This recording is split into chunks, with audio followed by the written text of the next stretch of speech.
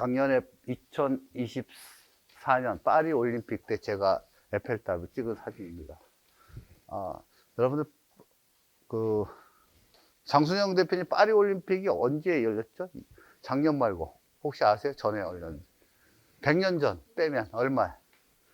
1924년에 열리고 처음으로 100년 만에 작년에 올림픽이 열렸어요. 상당히 파리라는 도시가 큰 도시임에도 불구하고 한 번밖에 안 했다는 게 신기하죠.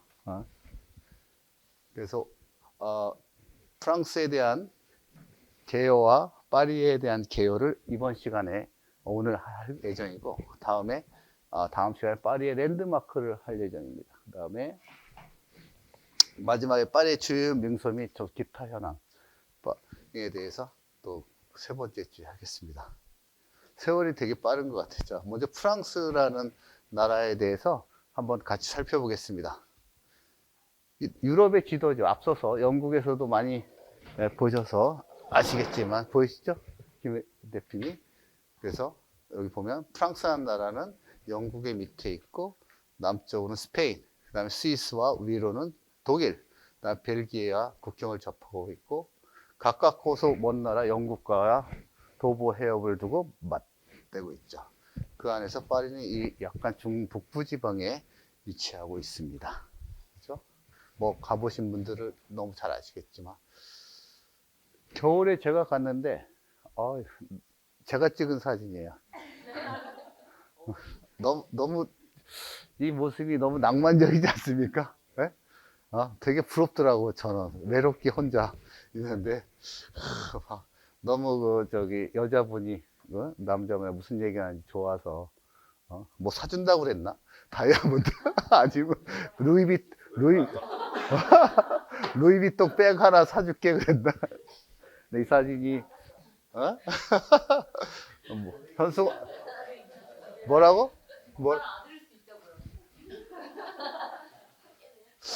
그런 건 아닌 것 같은데, 그죠? 근데 하여튼 이 파리는 여러분 아시겠지만 예술과 낭만의 도시, 그죠? 우리가 나라를 표현할 때 파리, 프랑스, 영국, 이렇게 독일, 이렇게 유럽의 3대 강국을 얘기를 해요. 그러면 프랑스라는 나라를 표현할 때는 화가의 나라라고 많이 얘기를 하죠. 그죠? 많은 화가를 배출했기 때문에. 그 다음에 독일 같은 경우에 이제 철학의 나라라고 얘기를 합니다. 뭐, 게테라든지 유명한 철학가들이 많이 나왔고. 그 영국은 무슨 나라라고 할까요? 일반적으로. 스테레오타입으로 얘기하면 작가의 나라라고 하죠. 셰익스피어 문어가 있기 때문에. 그렇게 각각의 어떤 대명사가 좀 있는 것 같습니다. 그래서 농업인 국가에서 국가 팔레트로 아름다운 미를 창출한 나라가 이 프랑스라고 자기들이 얘기를 합니다. 그래서 보면 제가 요약을 해보면 천년의 역사가 깃든 나라다. 유럽의 역사를 보면 나중에 설명을 해. 프랑스라는 나라가 원래 생길 때 서로바 제국이 멸망하고 프랑크라는 왕족이 있었는데 거기가 독일하고 프랑스하고 이태리하고 전부 다 합쳐서 만든 왕국이 프랑크 왕국이 시조죠. 그때부터 이후에 루이비트 1세 이후에 3명의 자식이 나누어서 동프랑크, 중프랑크, 서프랑크로 나누었는데, 하나는 독일, 하나는 프랑스, 하나는 이태리, 이렇게 나누어졌어요. 그때부터 독일과 프랑스로 나누어졌는데, 그 이후에 현재까지 천년의 역사가 시작됩니다. 상세한 건 이따가 더 설명을 좀 드릴게요. 예술과 문화의 심장이죠. 대부분. 파리, 그죠? 뭐 하러 가세요? 매년 4, 5월에 매종이라서, 아니, 파리에 4, 5월 가면 전부 한국 아주머니밖에 없어. 뭐 하셔서 매종도 같아, 매종. 매종에 그 파티가 제일 많이 하잖아요. 뭐, 인테리어, 뭐, 집기류, 조명, 뭐, 모든 그런 축제나 이벤트가 4월에서 5월 달에 해요. 여러분들이 그래서, 그때 가시면 매종이, 축제를 즐길 수 있는데, 뿐만 아니라, 역시 미술관이죠. 그죠? 우리 루브르 박물관, 오르세 미술관, 뽕피드부터 해가지고, 수많은, 5, 6개 미술관들이 아틀리에가 다 있고, 실제로 그런 대형 미술관 말고도 조그만 아틀리에라고 하는데 그런 데서 많은 전시를 하고 있을 정도로 파리는 어떤 그런 예술의 도시라 생각합니다. 또 문화의 심장이기도 하고, 다음에 또 로맨스와 우아의 상징이죠. 뭔가 파리 가면 좀 그죠? 또 여성분들이 그죠? 뭔가 기분이 들뜨지 않습니까? 유철리 파리 하면은 별로 안 들뜨죠? 네? 그런 거 없죠. 어느 도시 가면 들뜹니까? 예. 뭔가 들뜨는 도시가 있을 거 아니에요. 뭔가, 거기 가면, 나 너 또 가고 싶어. 뉴욕이나 뭐 도쿄나. 예? 이번에 저기 코펜하겐 같이 가시면 들뜨실 겁니다. 그 다음에 근대 시민 민주주의의 태동 국가죠. 우리가 이제 지금 유럽의 많은 나라들이 이렇게 세그멘테이션에서 나누어졌잖아요. 어떻게 보면 1789년에 프랑스 혁명으로 인해서 근대 시민 혁명의 민주주의를 태동했다고 보면 됩니다. 영국이라는 나라는 의회 민주주의를 해서 마그나 카르타라는 그레이트 차터라는 대헌장을 통해서 군주하고 일반 어떤 귀족들과의 역할을 분담해서 처음으로 의회 제도를 성립했다고 하면, 의사결정의 체계를 만들었다고 하면 여기는 시민들이 주도로 하는 시민혁명을 해서 이제부터 대통령이라는 제도가 나오기 시작한 나라죠. 그런 의미에서 영국과 프랑스는 근대의 어떤 국가체제를 만드는 시스템에서 되게 중요한 역할을 했고, 또한 미국이라는 나라를 탄생하게 된 베이스가 되게 된 거죠. 그래서 프랑스는 이렇게 보면 프랑스에는 자유와 평등 파괴의 국기를 가지고 있죠. 그래서 그 시민혁명으로 만들었기 때문에 그 당시 중세 이후에 쭉쭉 왕권의 체계를 유지하다가 위기가 와서, 그 이유는 이제 왕이 너무 세금을 많이 납부시키고 재정을 파탄시키고, 그래서 여러분 아시다시피 1789년에 바스티유라는 그 당시에 감옥이었죠.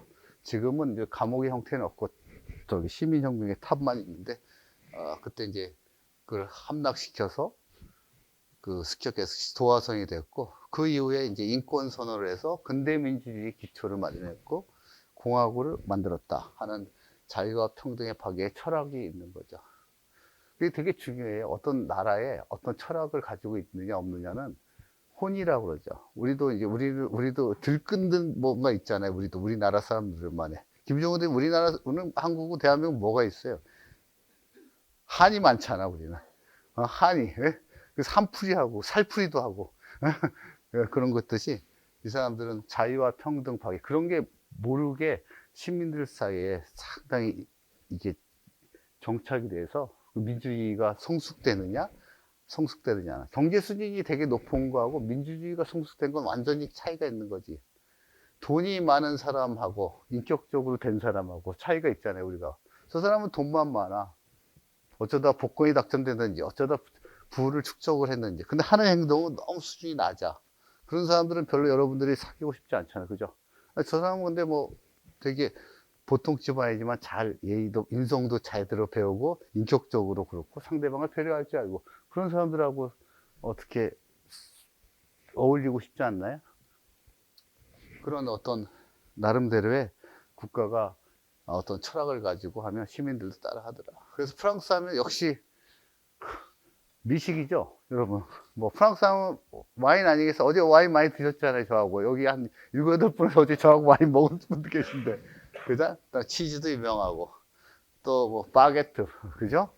너무나 하고, 프랑스 하면 미슐랭 최고의 요리, 이런 것들은 이제 미식의 예술에 또 있죠. 그 다음에 오뚜키뚜르, 그죠? 상당히 샤넬이라든지 디올이라든지 지방신이라든지, 오뚜키뚜르 하면 이 수제로 만든 그런 샵들을 얘기하는데 럭셔리 패션의 정수죠. 윤희 대표님도 하나씩 이번에 파리 가시면 하나 사셔야죠. 뭐 사실 건가요? 디올. 디올 매장 가, 샹젤리제 딱 왼쪽에 딱 디올 매장 가서. 또 여기 계신 분들이 몇 명이야? 선물을 사오려면? 좀 되겠는데? 손수건이라도. 농담입니다. 그 다음에 이제 상당히 장인 정신에 입각해서 하고, 또 화장품도 되게 유명하잖아요. 그죠? 여러분, 잘 아시겠지만 영화 향수라는 영화도 있듯이 당시에 뭐 너무나 사실 오염이 많고 지저분해서 그런 향수라는 거를 만들어서 했듯이 샤넬의 넘버 5인가요? 옛날에 너무나 유명해. 그거 하나씩 해외 출장 가면 무조건 그거 하나 사가 선물하고 남자들은 뭐 발렌타인 30년 선물하듯이 했죠. 그 다음에 벨 에포크죠. 그 당시 이제 프랑스 시민혁명을 거치면서 모든 게 벨 에포크라는 걸 말 들어보셨죠? 들어보신 분? 선생님 무슨 뜻이에요?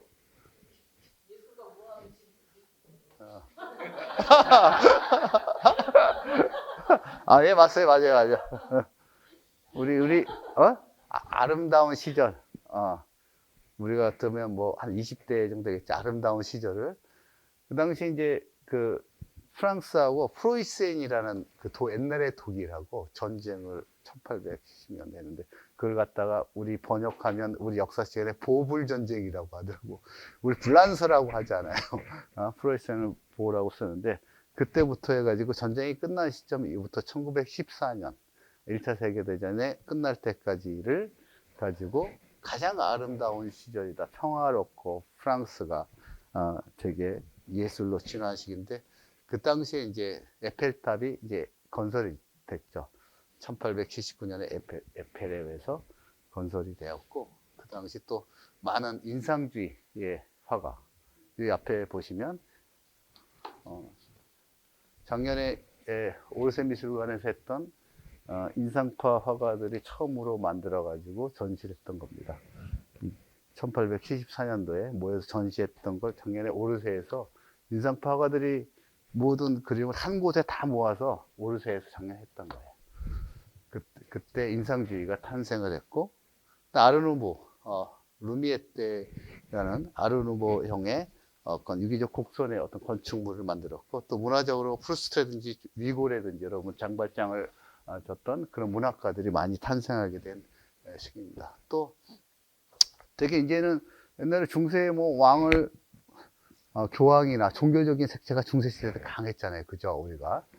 근데 이제 근대에 와서 볼테르라든지 루소라든지 디도르라든지 이런 계몽서 시민을 중심으로 한 계몽주의가 인라이팅 이런 거죠. 결국 자아를 깨서 많은 사람들의 공유를 하고 쉐어링을 하고 뭔가 시민들하고 같이 나눌 수 있는 거 가르쳐 주는 거 이런 철학이 생각이 됐고 또 낭만주의의 작품들이 나타났고 사르트르나 까미나 실존적인 어떤 실제 현상에 있어서의 어떤 철학이 왔대요. 프루스트의 잊어버린 시간을 찾아서 너무나 유명한 책이죠. 우리가 그런 거 있잖아요. 어려서 되게 근데 맛있는 걸 어머님이 해주셨어. 그러나 그 맛은 향기는 지금 재현을 못 하잖아요. 그죠? 추억은 재현이 되는데 내가 정말 옛날에 먹었던 그런 느낌의 맛있는 것을 그때의 냄새나 향기는 지금 구현을 못하지만 다른 건 기억이 되는데 그런 거에 대한 그렇지만 우리가 막연히 생각을 할 수가 있죠. 어머니 그랬던 된장국에 지금은 현재는 그것을 맛을 못 봐. 느낌도 없어. 그걸 어떻게 갖고 올 수는 없지만 내 머릿속에는 그런 것들이 인지되어 있는 거죠. 그 향이라는 게. 그런 책에서 한번 나중에 한 일곱 권으로 되어 있는데 여러분들 뭐 시간이 좀 필요한데 프루스트의 잊어버린 시간을 찾아서 이렇게 한번 읽어보시길 권해드리면서 그런 현대문학이 이제 태동이 시작이 됐습니다.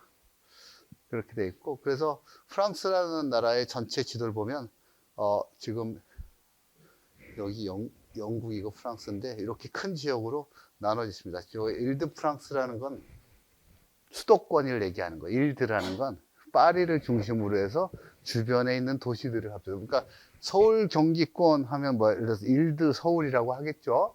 그런 식으로 제일 파리고 그 다음에 이제 로르망디가 이쪽에 있고 그죠? 낭트, 보르도 여러분들이 좋아하시는 와이너리 산지가 있고 또 여기 프로방스 그죠? 바로 스페인하고 붙은 프로방스 지역 이렇게 지도를 했습니다.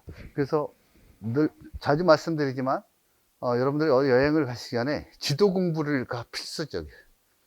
저는 뭐 많은 분들이 건축이나 부동산 개발하시는 분도 있지만 첫 번째로 미국의 리얼 에스테이트 디벨로퍼 첫 번째 하는 게 공부가 지리학이에요. 그래서 제가 제자 중에 한 학생이 조지 워싱턴에서 저한테 뭐 찾아와 디벨로퍼를 하고 싶다고 하더라고요. 그래서 제가 디벨로퍼를 하고 싶으면 나는 다른 것보다 지리를 잘 알아야 돼. 그죠? 좋은 데 가서 땅도 사야 되니까. 그래서 제가 옥스포드 대학에 1년간 지리 하는 코스가 있어요. 그래서 제가 추천해서 글로 갔다가 그리고 하버드에서 이제 그 부동산 대학원 나와서 지금 미국의 디벨로퍼 회사에 근무하고 있는데 상당히 그 1년의 지리 공부가 도움이 많이 됐대요. 그죠? 어느 지역에, 그죠? 어느 지역에 집값이 다 다르잖아요. 그죠? 그래서 여행도 마찬가지. 어느 지역에 뭐가 있고, 이걸 많이 아는 사람이 풍부한 여행을 할 수가 있을 것 같습니다. 프랑스는 공화국이고, 우리보다 한 6배 정도 크죠? 나라가. 그리고 인구는 약 6,817만. 우리나라는 한 5,300만 명 정도 되는 거고, 프랑스어 쓰고 카톨릭이 많고, 전통적으로. 유럽계 백인이 많고, 당시에 이제 19세기 식민지 했던 아프리카라든지 그런 민족들이 좀 많이 있죠. 축구를 보면 여러분들 알 수 있죠. 프랑스나 영국의 축구 하면은 되게 백인보다 흑인이 많고 유색인종이 많잖아요. 근데 선천적으로 어쩔 수 없어요. 마라톤을 하면 누가 1등해? 다 아프리카, 케냐 하잖아요. 그죠? 선천적으로 이 심폐력이 다른 거예요. 그러니까 이봉주가 되려고 하면 안 되는 거예요. 그죠? 윤희 대표 해야 되는데, 나 이봉주 될까 하면 이제, 우리 못 봐. 이생에는.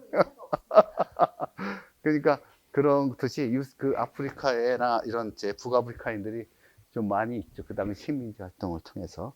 그러니까 예를 들어 독일 같은 경우에 어느 나라 사람들이 많아요? 터키. 그 다음 영국에 어느 나라 사람이 많죠? 식료품 가게 가면 굉장히 영국 가면은 인도 사람이 많죠. 그죠? 그래서 인도 사람, 네덜란드 가면 인도네시아. 당시에 영난전쟁, 영국하고 네덜란드하고 전쟁을 해서 아시아에서 싱가포르 해협을 기준으로 해서 오른쪽은 네덜란드가, 왼쪽은 영국이. 그래서 미얀마라든지 인도라든지 이런 나라들을 영국이 식민지화했고 그 오른쪽에 있는 나라, 인도네시아, 약 2억 명은 그 네덜란드가 식민지화해서 여러분들 네덜란드를 가시면 노트르담이나 암스테르담은 인구의 한 3%가 인도네시아계예요. 뭐 부끄러운 얘기는 아니죠. 우리도 이민사 보면 LA 가면 우리 식료품 가게는 다 한국 사람이 했죠. 실질적으로. 당시 1970년대 우리가 할 게 별로 없잖아요. 뭐 그랬습니다. 그래서 프랑스 대통령은 참 정치 얘기를 이제 하면 화가 나니까 시점에 젊은 39살의 대통령 마크롱이 2017년에 취임했으니까 지금 8년 지났어요. 그래도 46밖에 안 되죠. 그죠? 46. 그 다음에 가브리엘 야탈도 이분도 그렇게 나이 많지 않아요. 50세 정도. 이게 젊은 분들이 좀 하셔야 되는데, 그죠? 윤희 대표님, 그죠? 우리도 젊은 분들이 좀 했으면 좋겠어. 그 대통령 임기 5년제 중임기에서 이제 지금 마크롱이 연임이 돼서 지금 하고 있는 거죠. 이분은 2024년 1월 9일 날 취임을 해서 작년에 했고. 약사를 잠깐 훑어볼게요. 이거 그냥 외울 필요 없고, 그냥 이렇게 스쳐고 있다가 약간의 그 요약된 도표를 가지고 설명을 하겠습니다. 이 파리아는 골족이라고 해요. 갈리아족이라고도 하는데, BC 1800년대 처음으로, 켈트족을 갈리아족이라고 부르는데 그쪽에 왔다고 합니다. 그 다음에, 제가 이제 이렇게 노란색으로 친 게 되게 중요해요. 시험 문제에 나오는 거니까요. 시험 볼 때 잘 써야 됩니다. 100점 맞아요. 김수효 학생 알겠습니까? 네. 시험 봐요, 여러분들. 저기 6월 중순에. 그래서 여기다 다 1등부터 붙여놓을 거예요. 성적 순서대로. 그래가지고, 학점에. 그래서 이제, 포인트가 있고. 서로마 멸망 후가 이제 480년 메로빙그 왕국, 프랑크 왕국이 건설입니다. 그래서 독일 땅, 그 다음에 프랑스 땅, 이태리 땅 이렇게 해서 한 나라였죠. 옛날에 한 나라. 그러다가 이제 결정이 샤를마뉴라는 대제죠. 그래서 이 독일로 말하면 이게 좀 헷갈리는데 카를 대제라고 그래. 독일 사람들은. 그러니까 우리가 이제 한국에서 책들을 번역할 때 독일 분들은 카를 대제라고 여기 써놓고 프랑스 사람들은 샤를마를 대제라고 써놔. 왜냐면 같으니까 두상이 단군 같으니까. 어? 그러니까 예를 들어서 우리가 단군이라는 우리 나라를 만드는 단군인데 우리는 단군이라고 우리 북한 사람들은 뭐 댄군이라고 하는 것처럼 예를 들어 그렇게 표현을 하진 않지만 다른 거. 그래서 샤를만이 불어로서 샤를만이고 근데 사실 많은 책들이 독일에서 오신 분들이 많아서 우리나라에서는 카를 대제라고 더 많이 알려져 있죠. 그래서 하여튼 카를 대제가 그분이 이제 프랑스의 문화 보호를 했는데 그 사후에 국토가 이렇게 동프랑크, 중프랑크, 서프랑크로 나누어졌죠. 그래가지고 동프랑크는 이제 독일의 어떤 전신이 됐고 서프랑크는 이제 프랑스의 전신, 아들 3명한테 나눠준 거예요. 땅을 갖다가 세 아들한테. 근데 중프랑크는 이제 노타르라는 밑에 프랑스 남쪽하고 북이탈리아 줬는데 이 지역은 서프랑크하고 동프랑크 나눠 먹게 됩니다. 이 왕이 약해가지고 왕권이. 그래서 그 당시가 이제 베르댕조 834년도고 그 이후에 이제 미국 카페 왕조가 끝나고 영국하고 프랑스하고 100년 전쟁을 한다고 지난번에 설명을 드렸죠. 영국하고 100년 동안 전쟁을 합니다. 그 이유는 프랑스라는 나라, 약간 노르망디라는 지역이 있었죠. 바이킹족이 내려와서 프랑스에 와서 정착해서 바이킹의 그 영주의 한 명을 노르망디의 제후로서 임명을 하고 통치를 하겠는데 그 노르망디의 또 후손들이 중에서 한 명인 윌리엄 1세가 1066년이죠. 11세기에 영국에 가서 왕이 돼요. 그래가지고 그 영국의 왕이 되면서 영국이 프랑스의 일부의 땅을 노르망디프에서 이제 장악하게 되죠. 그러니까 그러면서 영국 왕이 이제 프랑스 와서 땅을 점령해서 식민 통치를 하니까 되게 불만이 많은 거죠. 그래서 그게 전쟁이 100년 동안 이루어지는 거예요. 전쟁을 100년 하면 어떻게 되겠어요? 되게 양국이 엄청난 군사력과 물자, 경제적인 피폐하겠죠.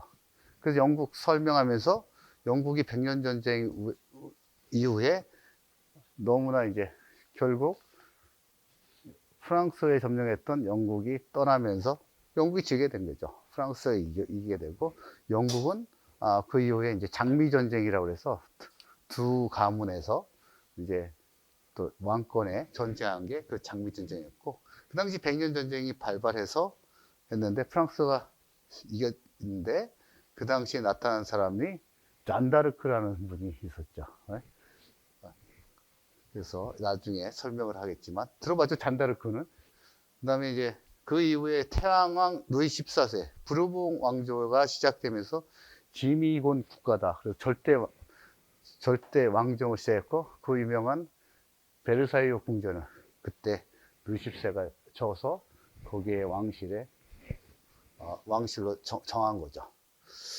그 이후에 이제 여러분 아는 루이 16세와 마리 앙투아네트 부르봉 왕가의 사치와 그런 것 때문에 결국 프랑스 혁명이 발발했고 그래서 바스티유 감옥이 함락하면서 프랑스 혁명이 일어났죠.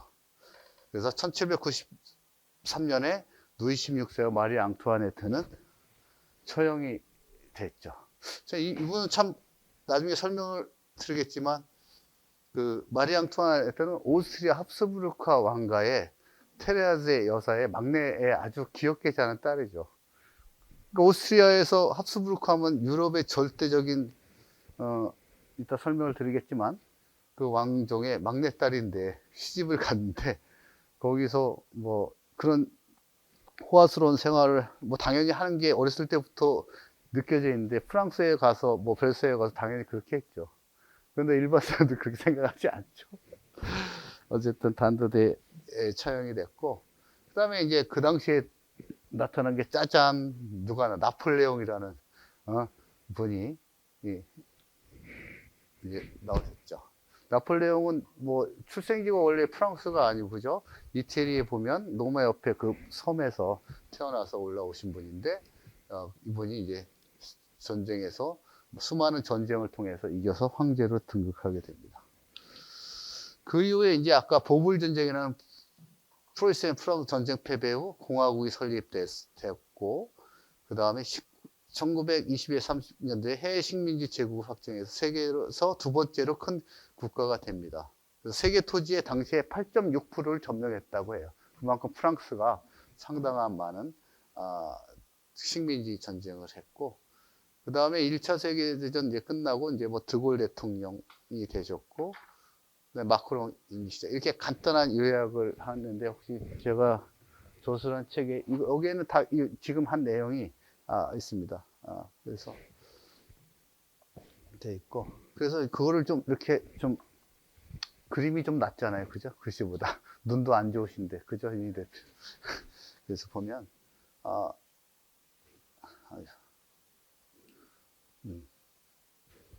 그래서 보면 관리와 노마의 만남 골족이라고 노마가 이제 이렇게 파리 프랑스로 관리아족이 진출하게 되었고 그걸 이렇게 한 장으로 표시를 했습니다. 그 다음에 중세 프랑스는 아까 메로빙고 왕조가 그래서 기독교로 개종을 하게 됩니다. 프랑스 최초의 왕조가 메로빙고 왕조가 시작됐고 그 다음 이어서 아까 샤를마뉴 카를레제 독일어로 카롤링거 왕조가 987년도에 신성로마 제국을 건설했고 본인이 황제가 되는 시기였죠. 그 다음 위국 카페가 987년부터 이렇게 왕권을 강화한 시절. 그래서 프랑스 보면 이렇게 왕족들이 나라 이제 메로빙고, 카롤링고, 카페 절대 외울 필요 없어. 이런 게 있었다 하는 것만 아시면 될 것 같고. 그 다음에 이제 100년 전에 아까 영국과 프랑스의 그 왕위 계승 문제를 100년 전쟁이 일어났고, 근데 영국이 이제 프랑스가 위기였지만 그 당시 처음에는 영국이 승리했지만 그 이후에 잔다르크가 등장해서 오를레앙 포위 해제와 샤를 7세 대관식이 있었죠. 근데 잔다르크는 또 그렇게 영웅임에도 불구하고 영웅이 칭호를 받아야 하지만 또 이렇게 어느 세상이나 이렇게 간신들이 많잖아요, 그죠? 그 프랑스의 여자 소녀고 우상화하니까 모함을 해가지고 이 친구를 영국군에 밀고를 합니다. 간첩이라고, 스파이라고. 그래서 결국 잔다르크는 영국군에 의해서 화형에 처해져서 저 세상으로 가시게 돼요. 상당히 안타까운 현실이죠. 이 세상에 그런 것 같아요. 누가 배고픈 건 참아도 배 아픈 건 못 참는 것 같아요. 그죠? 배고픈 거 잘 참고 계시죠? 어? 그래서 그 당시, 그 이후에 이제 여러분 아는 르네상스가 이제 이태리, 피렌체를 중심으로 이렇게 부흥을 하게 되죠. 그래서 프랑스와 1세가 그 당시에 세계적인 천재, 레오나르도 다빈치 같은 사람을 이태리에 있지만 모셔와서 이태리의 문화를 프랑스에 접목을 시키기 시작합니다. 그게 이제 프랑스와 1세부터 그 당시에 아름다운 궁전을 만들고 아까 여기 프랑스 궁전으로 이태리 예술가들을 초청을 하게 됩니다. 또 프랑스어를 공식화하게 시작이 되는 거고 그 다음에 이제 종교 전쟁이 나는 거죠. 우리가 여러분 잘 알고 있는 루터라는 분이 그죠? 95개의 반박문을 내면서 기존에 가톨릭했던 그래서 이제 제일 높잖아요, 교황이. 근데 돈을 많이 내시면 천국으로 가고 돈을 안 내시면 지옥으로 면죄부를 발급하고 모든 걸 종교를 계급으로 인해서 또는 금권화해서 그거를 또 교황이 왕을 임명하고 절대적인 시대죠. 어떤 종교적인 커럽션이죠. 부패인 거죠, 사실. 뭐 저도 요새 뭐 교회나 성당이나 그런 계급이 있는 걸 되게 저는 부정하게 생각해요. 저 개인적으로. 그래서 저는 교회나 성당을 다 가는데 아무데나 아무데나 헌금하고 근데 특정한 성당을 다니고 특정한 교회를 다녀야 된다고 생각하는 자체가 이 시대가 만들어낸 어떤 이익 집단이 되니까 어떤 문제가 되는 거죠. 그러니까 루터라는 분이 이제 종교 개혁을 해서 바로 스위스까지 가죠. 그래서 시작됐는데 여기서 위그노라는 말이 있는데 이게 기독교 세력을 위그노라고 해요. 그 당시에 기독교 민산. 그래서 카톨릭과의 갈등이 시작돼서 프랑스 사회가 분열되죠. 근데 그 이후에 이제 1572년에 이 성 바를레오라는 개신교를 학살하는 사건이 두화선이 되어서 이 종교 전쟁이 돼서 앙리 4세가 그러면 안 된다. 그래서 개신교들에게 제한된 신앙의 자유를 위해서 낭트 칙령이라는 거를 이 사람이 만들게 됩니다. 그 이후에 이제 루이 16세 아까 얘기했지만 14세에서 부르봉 왕조가 시작이 하게 됩니다. 그 다음에 지미 국가라는 태왕이 생겼고 베르수아의 궁전이 됐고 그 다음에 예술의 전성기는 물리에르나 라시나 코르네는 다 극작가예요. 라이터란 말이에요. 그런 유명한 작가들이 있어야 공연을 하거나 뭘 할 거 아닙니까? 그죠? 그런 작가들이 나타내고 식민지, 북미국이라든지 인도라든지 이런 식민지 확대 시대가 됩니다. 그 외에 삼부회가 소집돼서 재정의 이유가 되죠. 그러니까 자 시민혁명이 일어나서 왕이라는 왕족이 그다음 제일 높은 게 어디겠어요? 그 카톨릭에서 성직자죠. 성직자가 넘버원. 그 다음에 넘버2가 누구야? 왕가.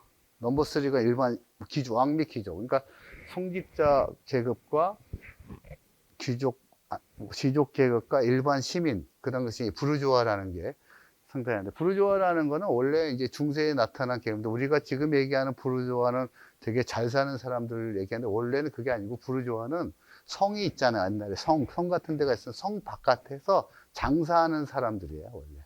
상인들. 그 사람들 부르주아인데, 근데 그 상인들이 이제 돈이 많이 벌게 되면서, 그게 이제 발전을 해서 상인들이 됐고, 그걸 우리가 이제 부르주아라고 하는 거죠. 원래 돈이 많은 사람을 부르주아라고 하는 게 아니고, 성 밖에서 장사하는 사람들을 원래 부르주아라고 해. 그 사람들이 장사하니까 돈 많이 사는 사람들이 생겨날 거 아닙니까? 근데 이제 그렇게 삼부회가 소집이, 됐는데,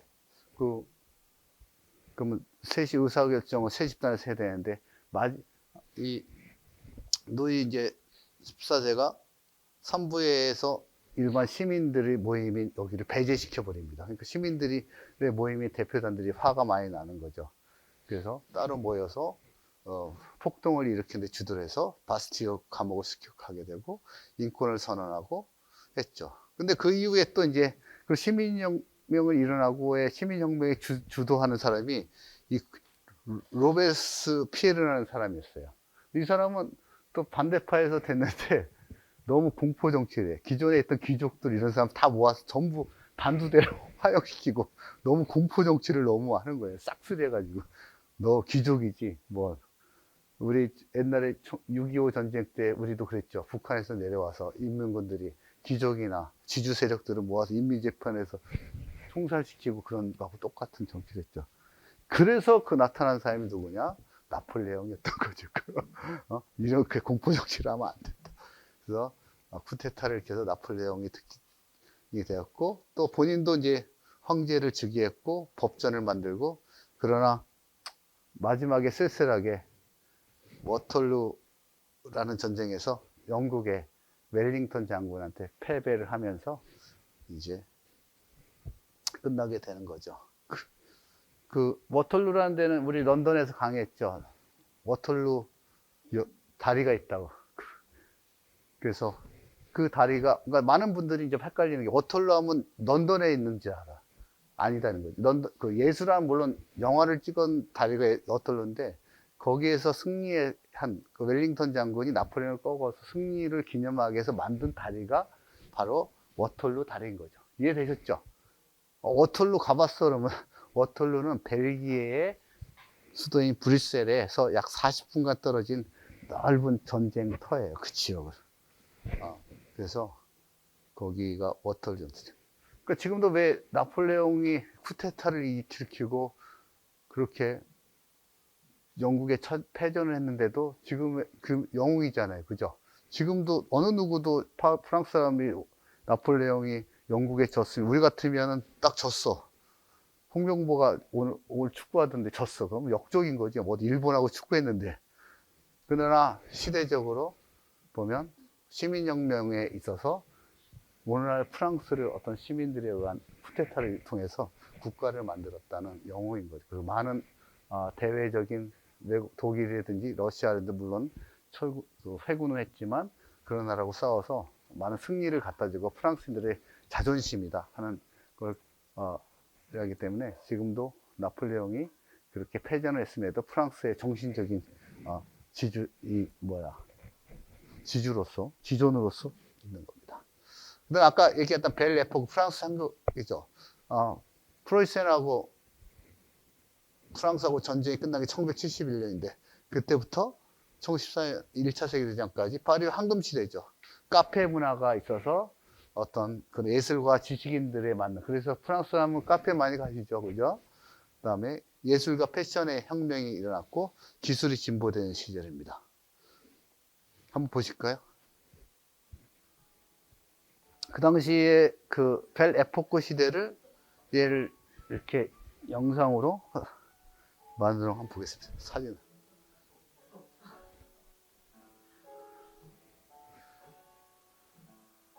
가장 우아하고 고상하고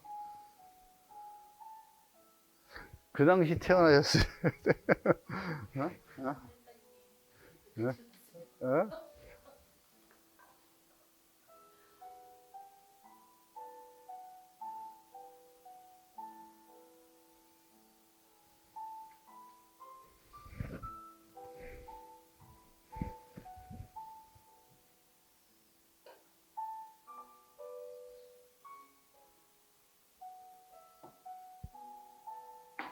사람들도 그냥 다 진짜 예쁘게 남자들도 다 격식 있게 다 차려 입고 있습니다. 자, 그래서 벨 에포크 탄생 배경은 프랑스가 이렇게 아름답고 우아한 나라가 될 수 있는 배경이었던 전쟁이 끝나고 그러니까 정치적으로 안정이 돼야 돼, 그죠? 우리도 되게 정치적으로 이제 불안정하잖아요. 뭐 결정도 안 하고 계속 미루고 얼마나 혼돈이에요. 그러니까 이런 정치적으로 안정이 돼야 정책이 제대되고 뭔가 비전을 줄 수 있는 거죠. 자유주의 확산되고 또 산업화가 가속화되고 그런 게 벨 에포크의 탄생 배경이라고 합니다. 그래서 그 중에서 벨 에포크의 중심지가 오스만이라는 당시의 시장이죠. 그 파리라는 도시를 만드신 분이죠. 들어보셨을 거예요. 비록 이분 도시계획을 하거나 건축을 하거나 아무 그런 사람이 그냥 행정관인데도 불구하고 일단 파리라는 데게 되게 좁고 지저분하고 이런 거를 과감하게 혁신시키자 해서 오스만이라는 시장이 파리를 재건하게 됐고 카페 문화, 몽마르트나 파리의 남쪽에 있는 생제르맹-데-프레 지역에 카페 마고라든지 이런 데 피카소나 헤밍 같은 여러 예술가 지식인들이 만나는 장소로 황금길을 걸었죠. 그다음 1889년에 결정적인 에펠탑, 그죠? 에펠탑을 건설하게 돼서 파리의 국제적 위상을 높이는 계기가 됐다. 또한 인상주의, 모네, 드누아르, 두가 뭐 이런 빛의 순간을 포착하는 화가들이 나타나기 시작했고 또 어떤 건축, 가구, 장신구 중에서 아르 누보의 어떤 예술이 탄생하게 됐습니다. 또한 룰루스 노트렉이라든지 알퐁스 무아의 어떤 시각적인 보는 것들이 혁명이 나타나기 시작한 게 그게 벨 에포크 시대입니다. 또 문학과 지성의 시대에 자연주의 문학, 에밀 졸라라는 작가죠. 사회 비판적인 작품이 됐고 또 말라르메나 베를린의 상징주의 시, 또 살롱 문화, 또 여성들도 이렇게 같이 카페에서 철학과 예술을 남기는 문학과 지성의 시대가 되었습니다. 과학 기술의 발달이 돼서 전기라든지 그래서 파리가 빛의 도시로 탄생하게 됐고 르노나 푸조 있잖아요, 여러분. 자동차 프랑스 아니면 그죠? 그런 자동차 시대가 열게 됐습니다. 또한 뿐만 아니라 항상 도시는 빛과 어둠이 항상 존재하냐. 사람도 그런 것 같아, 항상. 그죠? 인생도 그런 거 아닌가? 항상 잘 나갈 때 있으면 명암이 있듯이 또 향락과 오락의 문화가 물랑루르 이런 데에 어떤 또 화려한 또 밤 문화가 생겼고 또 자전거 대회가 처음으로 이쪽에 파리에서 열리게 됐고 패션과 사치품이 등장을 하게 됐습니다. 그래서 문화적으로는 어떤 상당히 예술과 지성을 기성으로 한 유산을 남겼고 도시 경관이 아까 오스만 시장으로 해서 많이 큰 도로와 건물을 져서 아름다운 아르누보의 건물을 져서 도시 영광이 변화했고, 또 1차 세계대전이 인해서 그때 종말이 되었던 시기를 우리가 벨 에포크 시대라고 합니다. 그래서 파리를 가시면 제일 많이 느끼게 하는 게 벨 에포크 시대의 유산이 아닌가 그렇게 생각이 됩니다. 그 다음 이후에 이제 가장 세계에서 치열했던 전투가 1차 세계대전에 베르댕 전투예요. 무려 우리는 대한민국의 1952년 6.25 전쟁 때 약 한국군이 13만 명 정도 전사했어요. 13만 명. 당시에 이제 프랑스하고 독일의 전쟁 때는 양국 합쳐서 70만 명이 전사했죠. 70만 명. 어마어마한 거죠. 거의 숫자는 비슷한 것 같아요. 내가 통계를 찾아보니까 30몇만 명씩 엄청난 전투를 1차 세계대전 때 프랑스가 독일을 했고, 2차 세계대전 때 이제 파리에 나치가 프랑스 점령을 했지만, 당시 이제 드골을 중심으로 저항운동을 해서 또 연합군이 도와줘서 지금 프랑스가 나치에서 풀어졌어요. 그래서 최근에 여러분도 아시죠? 그 트럼프 대통령이 프랑스하고 설전을 벌이는 장면. 가도 이제 너무 트럼프 대통령이 독단적으로 가니까 프랑스가 비판을 하니까 니네 나라, 우리가 니네 나라를 도와주지 않았으면 니네는 아직 독일 통치 아래에 있었지 않나, 나치 아래에 있는 거 아니야. 그렇게 최근에, 지난주에 그런 얘기는, 사실 그런 얘기를 하면 안 되는 거지, 사실. 그런 얘기를 했었죠. 그 다음에 1944년 해방이 됐죠. 그 얘기를 지난주에 뉴스에 하시더라고. 현재 프랑스는 1958년 제5공화국이 출범했고, 인구가 6,700만, 관광객이 1년에 8,900만 명. 거의 이런 거 제일 많이, 세계에서 탑이죠.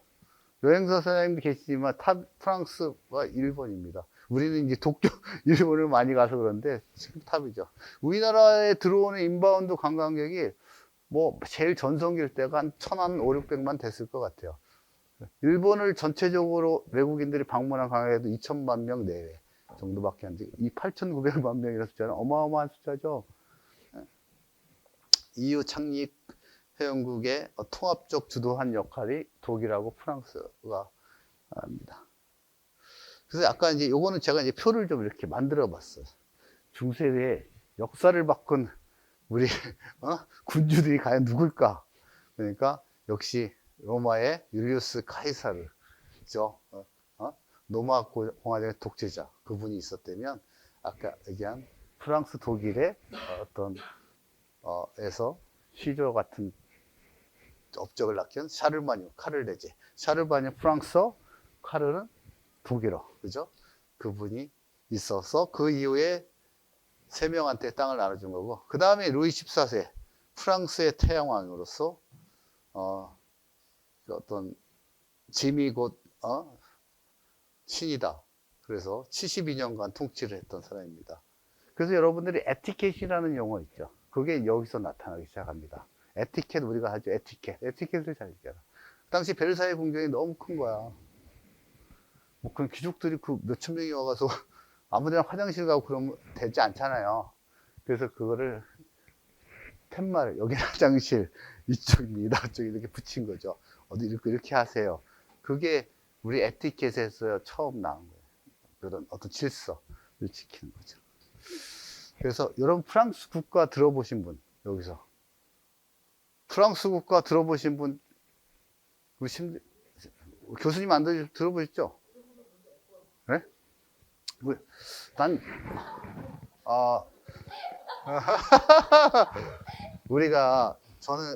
저는 뭐 이렇게 애국자, 패트리어트는 아니에요. 그래서 내가 살고 있는 나라고 나는 한국 사람이기 때문에 가끔 그런 생각을 해요. 나는 한국 사람으로서 뭘 해야 될까? 어떻게 행동해야 될까? 그런 생각을 외국에 나가서도 많이 하는데, 애국가라는 건 되게 중요한 것 같아요. 뭘 할 때.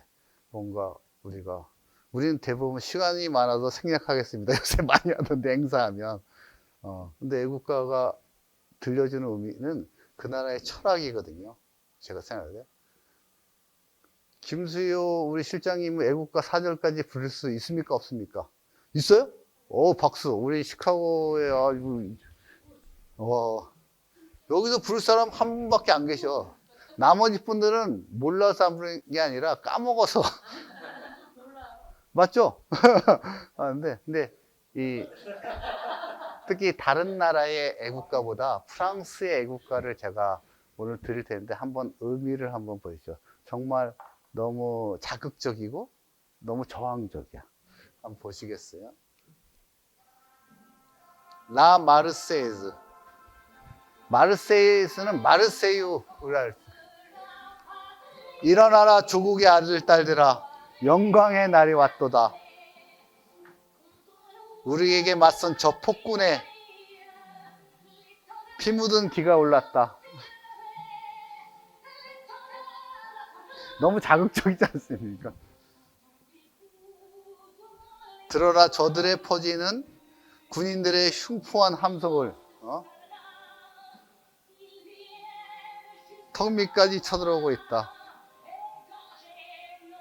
우리 처자식의 숨통을 끊으리. 무기를 들어라 시민들이여, 대어를 갖추어라. 전진. 불순한 그 피로 우리의 발꼬랑을 적시자. 무기를 들어라 시민들이여, 대어를 갖추어라. 나폴레옹이죠.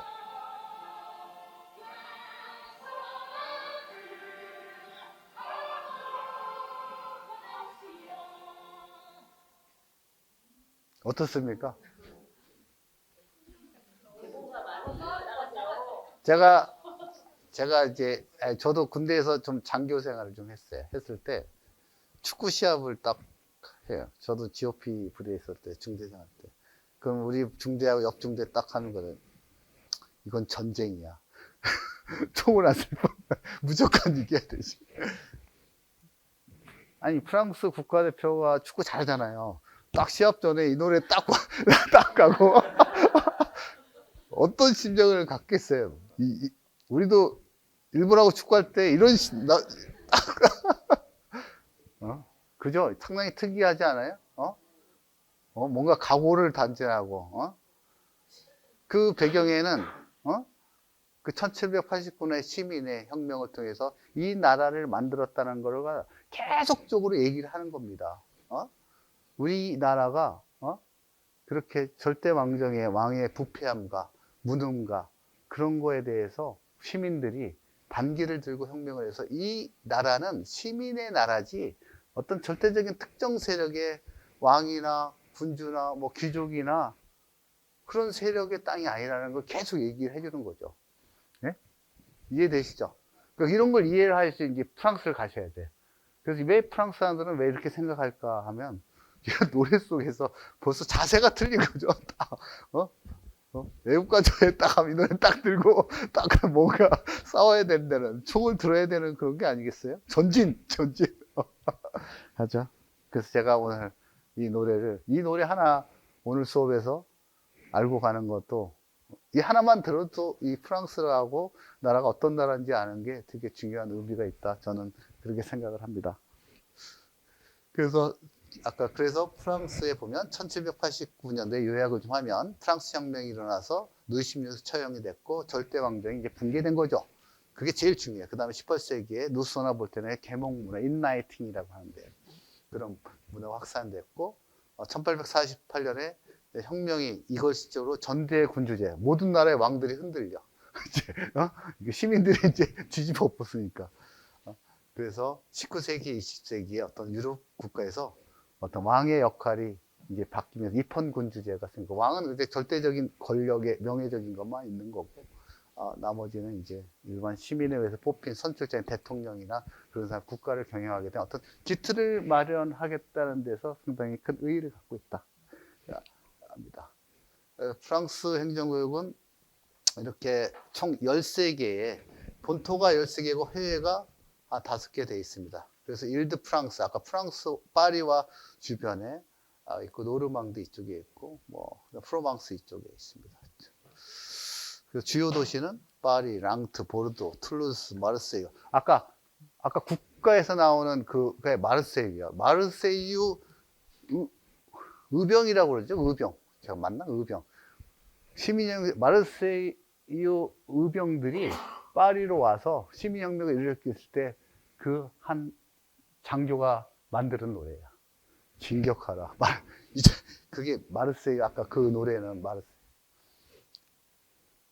경제적으로 보면 세계 7위의 부가자 국가고 2024년도에 46,000달러고 주요 뭐 수출은 뭐 컴퓨터, 자동차, 항공기, 의약, 화장품 이런 게 되겠습니다. 수입품도 뭐 비슷한 제품 참고만 하시면 될 것 같고 주요 유명하게 뭐 토탈은 석유 회사, 그죠? 여러분 아시죠?